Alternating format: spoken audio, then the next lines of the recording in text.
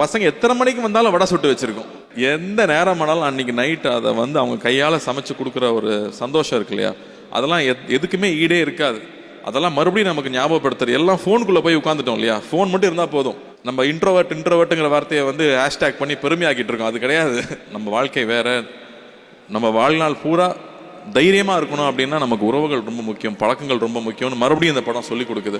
அது நம்ம சமுதாயத்துக்கு ரொம்ப முக்கியம்னு நினைக்கிறேன். அப்படி எல்லார் மேலேயும் பேரன்பு இருக்கிற பிரேம் இந்த படத்தை எங்ககிட்ட கொண்டு வந்து கொடுத்ததுக்கு உங்களுக்கு நான் முதல்ல நன்றி சொல்லணும். இந்த மாதிரி ஒரு படம், இந்த மாதிரி ஒரு அனுபவம் கிடைச்சது ரொம்ப ரொம்ப சந்தோஷமாக இருந்துச்சு. அதே மாதிரி அவரோட டீமிங் எல்லாரும் பார்த்தீங்கன்னா சார்னு யாருமே கூட மாட்டாங்க. பிரேமண்ணான்னு உருகுவாங்க. இவங்க என்னதான் சேடிஸ்ட்னு சொன்னாலும் லேடிஸு பசங்க உருகுவாங்க. ஸோ இந்த இடத்துல வந்து ஒருத்தருக்கு நன்றி சொல்லணும்.